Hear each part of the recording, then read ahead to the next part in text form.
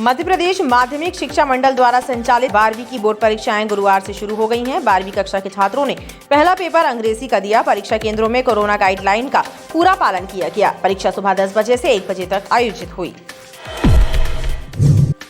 मध्य प्रदेश में CM rice school अभी ठीक से खुले भी नहीं हैं और उनमें की गई प्राचार्यों की नियुक्तियां विवादों के घेरे में आ गई हैं। हाईकोर्ट में लगाई गई याचिका के बाद लोक शिक्षण संचालनालय भोपाल के आयुक्त एवं मध्य प्रदेश के सचिव को नोटिस जारी कर जवाब तलब किया गया है।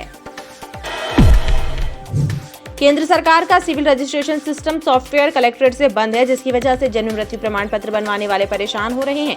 करीब 1 सप्ताह से सॉफ्टवेयर बंद है, जिसकी वजह से नगर निगम से प्रतिदिन 50 से ज्यादा आवेदक निराश होकर वापस लौट रहे हैं। कृषि उपज मंडी थोक आलू मंडी की प्रत्येक दुकान के सामने अब डस्टबिन रखा नजर आएगा। जिला प्रशासन और नगर निगम के निवेदन पर व्यापारियों ने डस्टबिन खरीद कर दुकानों के सामने रखे हैं, ताकि पूरी आलू मंडी साफ सुथरी नजर आए। भारत सरकार के MSME मंत्रालय के सहयोग से हितकारिणी महिला महाविद्यालय में छात्राओं के लिए उद्यमिता जागरूकता कार्यक्रम का आयोजन हुआ। इस कार्यक्रम के माध्यम से छात्राओं को स्वरोजगार के प्रति प्रेरित करने का प्रयास किया गया।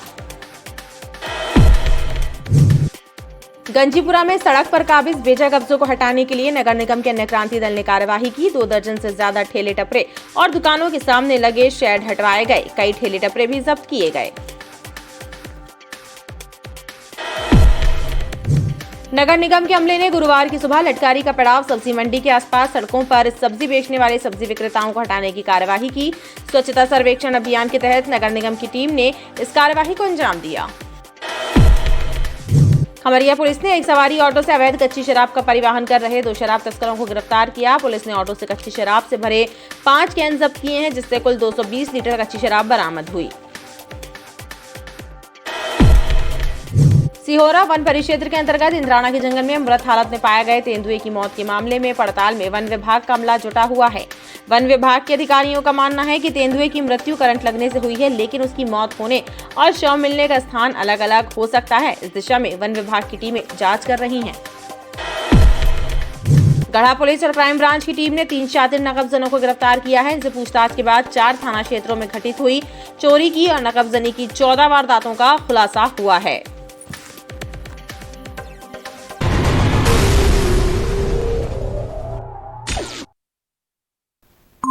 Avast virus database has been updated. आपके साथ मैं हूं सना और आइए खबरों की शुरुआत से पहले एक नजर डाल लेते हैं हेडलाइंस पर।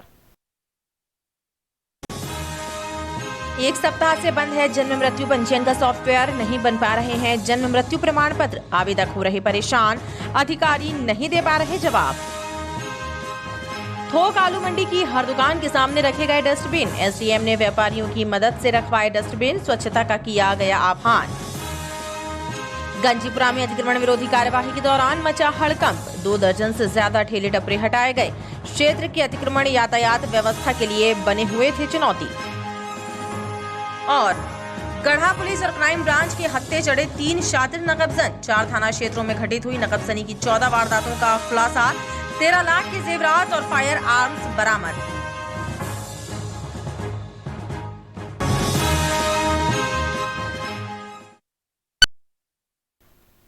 मध्य प्रदेश माध्यमिक शिक्षा मंडल द्वारा संचालित कक्षा 12वीं की बोर्ड परीक्षाएं गुरुवार से शुरू हो गई। 12वीं कक्षा के छात्रों ने पहला पेपर अंग्रेजी का दिया। परीक्षा केंद्रों में कोरोना गाइडलाइन का पूरा पालन किया गया। परीक्षा सुबह 10 बजे से 1 बजे तक आयोजित हुई। मध्य प्रदेश में गुरुवार से बोर्ड परीक्षाओं का आगाज हो गया है। गुरुवार को कक्षा 12वीं की परीक्षा के साथ ही बोर्ड एग्जाम शुरू हो गए हैं। 12वीं के छात्रों ने पहला पेपर इंग्लिश विषय का दिया। परीक्षा को देखते हुए केंद्र में कोरोना गाइडलाइन का पूरा पालन किया गया। छात्र मास्क पहनकर परीक्षा केंद्र पहुंचे और उन्हें सोशल डिस्टेंस के अनुसार कक्षों में बैठाया गया। परीक्षा केंद्रों में सैनिटाइजर की व्यवस्था भी की गई।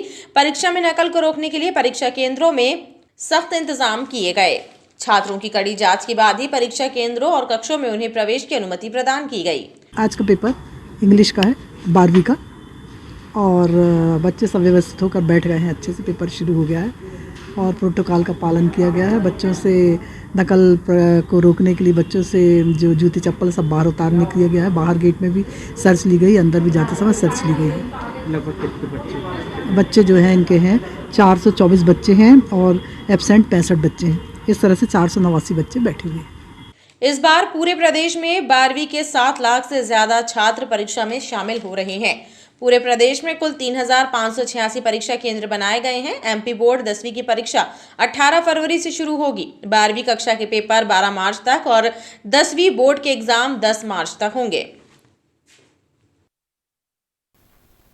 मध्य प्रदेश में सीएम राइस स्कूल अभी ठीक से खुल भी नहीं पाए हैं और उनमें की गई प्राचार्यों की नियुक्तियां विवादों के घेरे में आ गई हैं। हाईकोर्ट में लगाई गई याचिका के बाद लोक शिक्षण संचालनालय भोपाल के आयुक्त एवं मध्य प्रदेश के सचिव को नोटिस जारी कर जवाब तलब किया गया है। 69 नियुक्तियों में अनियमितताओं का आरोप लगाया गया है। मध्य प्रदेश में स्कूल शिक्षा का स्तर सुधारने के लिए सरकार द्वारा 275 सीएम राइस स्कूल खोले जा रहे हैं। अभी स्कूल ठीक से खुल भी नहीं पाए हैं और उनकी नियुक्ति प्रक्रिया विवादों में आ गई है। एडवोकेट सत्येंद्र जोशी ने बताया कि सीएम राइस स्कूल के प्राचार्यों की नियुक्तियां नियमविरुद्ध तरीके से की जा रही हैं। इसके लिए हाईकोर्ट में एक याचिका दायर की गई थी, जिस पर कोर्ट ने लोक शिक्षण संचालनालय के आयुक्त और मध्य प्रदेश सरकार के सचिव को नोटिस जारी कर जवाब तलब किया है। 65 लोगों को इन्होंने बुलाया जो फर्स्ट राउंड में अब्सेंट थे, उनको इन्होंने इंटरव्यू में बुलाया। पूरी की पूरी प्रक्रिया दूषित है। गलत तरीके से सीएम राइस स्कूल में प्रिंसिपल का चयन कर रहे हैं। उस संदर्भ में माननीय न्यायालय के समक्ष एक याचिका प्रस्तुत की गई थी। माननीय न्यायालय ने प्रकरण की गंभीरता को देखते हुए लोक शिक्षण संचालनालय आयुक्त भोपाल, सचिव मध्य प्रदेश शासन, जिला शिक्षा अधिकारी एवं अन्य को नोटिस जारी किया है एवं साथ में उन्होंने ये भी कहा है कि कोई भी नियुक्ति सीएम राइस स्कूल के प्राचार्य प्रिंसिपल की कोई भी नियुक्ति, सभी नियुक्तियां हाई कोर्ट के फैसले के अधीन रहेगी और ऐसा कोर्ट ने आदेश पारित किया। बहरहाल अब पूरा मामला कोर्ट में सुनवाई के बाद ही तय होगा। सारी नियुक्तियां हाई कोर्ट के अधीन रहेंगी। केंद्र सरकार का civil registration system software collectorate से बंद है, जिसकी वजह से जन्म मृत्यु प्रमाण पत्र बनवाने वाले परेशान हो रहे हैं। करीब एक सप्ताह से सॉफ्टवेयर बंद है, जिसकी वजह से नगर निगम से प्रतिदिन 50 से ज्यादा आवेदक निराश होकर वापस लौट रहे हैं। जन्म मृत्यु प्रमाण पत्र बनवाने के लिए नगर निगम मुख्यालय और सभी 16 जोन कार्यालयों में पहुंच रहे आवेदक निराश होकर वापस लौट रहे हैं। परेशानी की वजह यह है कि केंद्र सरकार का civil registration system software collectorate से बंद कर दिया गया है। सर, यहाँ का एक हफ्ते से बताया जा रहा है कि सॉफ्टवेयर जो है वो चल नहीं रहा है। हम लोगों को काफ़ी दिक्कत जा रही है, बार बार आना पड़ रहा है जिस वजह से, और एक बार में हमारा काम हो नहीं पा रहा है। किस लिए आए थे आप? सर, मैं अपने दादाजी का मृत्यु प्रमाण पत्र बनवाने आई थी। नगर निगम के जिम्मेदार अधिकारी बता रहे हैं कि कलेक्ट्रेट के अधिकारी जवाब नहीं दे रहे हैं। जवाब मिलने पर ही पता चलेगा कि सॉफ्टवेयर क्यों बंद है। एक हफ्ते से नहीं, करीब 4 दिन हो गए हैं बंद है, और उसके बारे में पता लगाया गया तो पता चला कि वो कलेक्ट्रेट से ही बंद है। लेकिन चूँकि उनके जो अधिकारी हैं वो बाहर थे, तो इससे उनसे बात तो नहीं हो पाई है। जो स्टाफ ने बताया वो कि वहाँ से बंद है। अभी आज भी हमने प्रयास किया था उनसे अधिकारी से बात करने के लिए, तो भोपाल में किसी मीटिंग में है। जैसे मीटिंग से खाली होंगे तो एक बार उनसे बात करेंगे और फिर पता करते हैं कि क्यों बंद है। बहरहाल गड़बड़ी के चलते ऑनलाइन प्रमाण पत्र नहीं बन पा रहे हैं। सबसे ज्यादा परेशानी उन आवेदकों को हो रही है जिनके कार्य प्रमाण पत्रों की वजह से रुके हुए हैं। कृषि उपज मंडी थोक आलू मंडी की प्रत्येक दुकान के सामने अब डस्टबिन रखा नजर आएगा। जिला प्रशासन और नगर निगम के निवेदन पर व्यापारियों ने डस्टबिन खरीद कर दुकानों के सामने रखी हैं, ताकि पूरी आलू मंडी साफ सुथरी नजर आए। शहर के व्यापारी और जनता चाहे तो शहर स्वच्छता की दौड़ में अव्वल आ सकता है। समझदारी की पहली झलक कृषि उपज मंडी की थोक आलू मंडी में दिखाई दी, जहां जिला प्रशासन और नगर पर व्यापारियों ने अपनी दुकानों के सामने डस्टबिन रखना प्रारंभ कर दिया। एसडीएम पीके सेन गुप्ता ने मौके पर पहुंचकर व्यापारियों को मोटिवेट किया। ये वास्तव में मंडी के साफ सफाई के लिए कलेक्टर महोदय के निर्देश से ये सब सारे कार्य किए जा रहे हैं। और आज आलू मंडी के तरफ से जो इनके अध्यक्ष धनीराम जी हैं, इनसे सारे व्यापारियों से मीटिंग के लेकर ये निर्णय हुआ था कि सभी अपनी दुकानों के आगे डस्टबिन रखेंगे। उसी की आज शुरुआत की गई है और सबसे पहले आलू मंडी के दुकानदारों ने अपने अपने दुकान के आगे डस्टबिन रखने का निर्णय लिया है। मैं धनीराम जी के और अन्य व्यापारी साथियों के इस सहयोग का बहुत दिल से आभार व्यक्त करता हूँ। व्यापारी संघ ने सभी अधिकारियों से वादा किया कि स्वच्छता अभियान में हर संभव सहयोग प्रदान करेंगे। कलेक्टर महोदय ने आग्रह किया था और अपील की थी, इसलिए सभी व्यापारियों ने सब अपने अपने अपने पैसों की से डस्टबिन खरीद कर अपनी दुकान पर सामने रखकर उसमें कचरा इकट्ठा करके और एक जगह उसको डालना शुरू करेंगे। बहरहाल इस तरह शहर में प्रत्येक बाजार के व्यापारी आगे आकर स्वच्छता का संकल्प ले तो शहर को नंबर 1 बनने से कोई नहीं रोक पाएगा। भारत सरकार के MSME मंत्रालय के सहयोग से हितकार्नी महिला महाविद्यालय में छात्राओं के लिए उद्यमिता जागरूकता कार्यक्रम का आयोजन हुआ। इस कार्यक्रम के माध्यम से छात्राओं को स्वरोजगार के प्रति प्रेरित करने का प्रयास किया गया। कार्यक्रम में 150 से ज्यादा छात्राएं शामिल हुई, जिन्हें छोटे और कम लागत के उद्यमों की जानकारी प्रदान की गई। भारत सरकार द्वारा चलाए जा रहे आत्मनिर्भर भारत अभियान के तहत युवाओं को स्वरोजगार के प्रति प्रेरित करने के उद्देश्य से MSME मंत्रालय भारत सरकार के सहयोग से हितकार्नी महिला महाविद्यालय में उद्यमिता जागरूकता कार्यशाला आयोजित की गई। इस कार्यशाला में करीब 150 छात्राएं शामिल हुईं, जिन्हें छोटे उद्यमों की जानकारियां प्रदान की गईं ताकि छात्राएं स्वरोजगार की दिशा में आगे बढ़ सकें। कार्यक्रम में MSME संस्थान इंदौर के संचालक DP साहू, सहायक निदेशक गौरव कोयल, डॉक्टर सुनील नाहटकर ने छात्राओं को स्वरोजगार के लिए जागरूक करने का प्रयास किया। सर्विस सेक्टर के लिए PMEGP स्कीम है, prime minister employment generation programme, जिसमें हम 10 लाख रुपए देते हैं। वुमेन के लिए स्पेशली 35% सब्सिडी देते हैं और मैन्युफैक्चरिंग यूनिट के लिए 25 लाख रुपए का तक का लोन विद इन 6 मंथ हमारी संस्था द्वारा या बैंक के द्वारा दिया जाता है। It is mandatory. और ऐसे कई सक्सेस स्टोरी हैं जहां से जिन बच्चों को हम लोग ने 6 महीने में, 3 महीने में भी लोन बैंक से फाइनेंस करने के बाद उन्होंने अपना एंटरप्राइजेस सेटअप चालू कर चुके हैं। तो ओवरऑल हमारा कहने का उद्देश्य यही है कि आज में यदि 150 बच्चों को या 125 बच्चों को यहाँ जो मोटिवेशनल स्पीच हमारी होगी, नेशनल मोटिवेशन कैंपेन का उद्देश्य है कि इनमें से यदि 50% बच्चे भी अपना स्वयं का उद्योग लगाएंगे तो 1:4 यदि एक बच्चा उद्योग लगाता है तो हम 4 लोगों को एम्प्लॉयमेंट देंगे।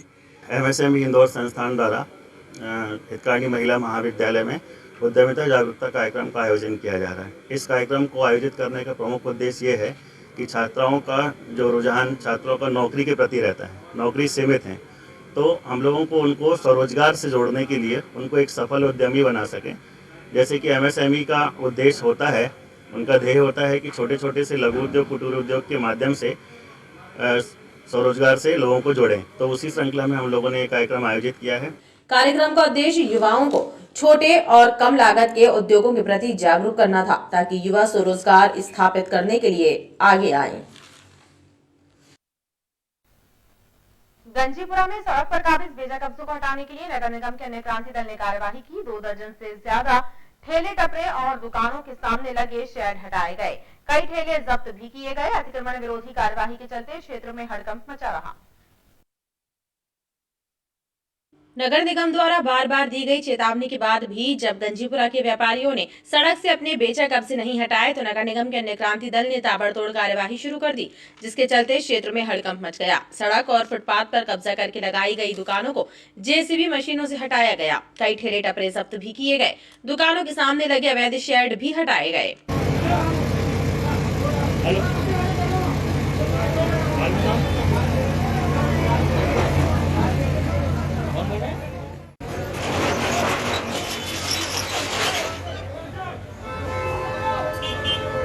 गंजीपुरा अत्यंत व्यस्ततम मार्केट है और CM हेल्पलाइन और विभिन्न माध्यमों से हमें यह शिकायत प्राप्त हो रही थी कि यहाँ पे आवागमन बाधित होता है, दुर्घटनाएं की आशंकाएं रहती हैं।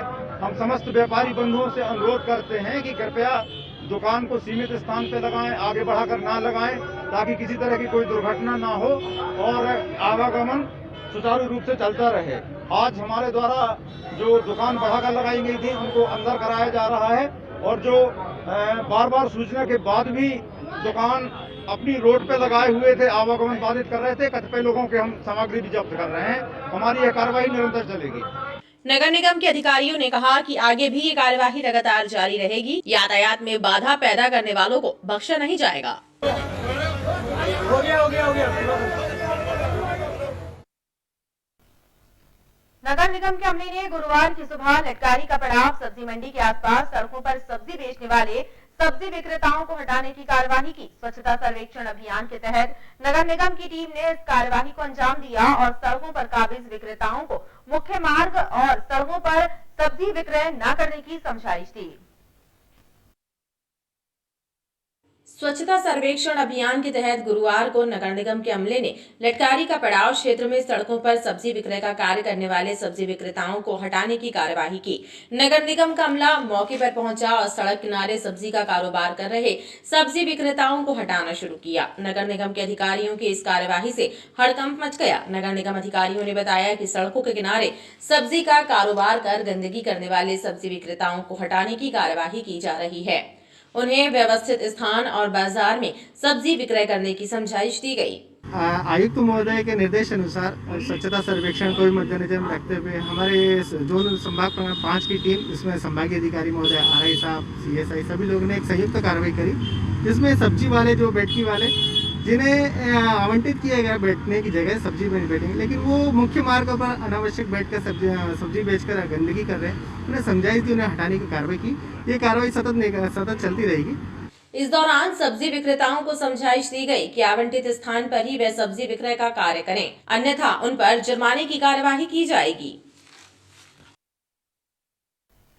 खमरिया पुलिस ने एक सवारी ऑटो से अवैध कच्ची शराब का परिवहन कर रहे 2 शराब तस्करों को गिरफ्तार किया है। पुलिस ने ऑटो से कच्ची शराब से भरे 5 कैन जब्त किए हैं, जिनसे कुल 220 लीटर कच्ची शराब बरामद हुई है। पूछताछ में आरोपियों ने पुलिस को बताया कि वह लोग ग्राम पौड़ी के जंगल से शराब बनाकर बापूनगर रांझी लेकर जा रहे थे। खमरिया पुलिस ने ग्राम रिठौरी टोला के पास एक सवारी ऑटो से परिवहन की जा रही अवैध कच्ची शराब जब्त की है। पुलिस ने ऑटो में शराब, 2 शराब तस्करों, पनागर निवासी ऑटो चालक आदर्श कुशवाहा और उसके साथ ही पवन कोरी को गिरफ्तार किया है। दोनों आरोपी नीले रंग के प्लास्टिक के कैनों में शराब भरकर ऑटो से शराब का परिवहन कर रहे थे। इन्होंने पूछताछ में बताया कि ग्राम सौड़ी के जंगल में अवैध शराब बनाकर दोनों शराब का विक्रय करने बापूनगर रांझी जा रहे थे। पुलिस ने इनसे ऑटो भी जब्त किया है।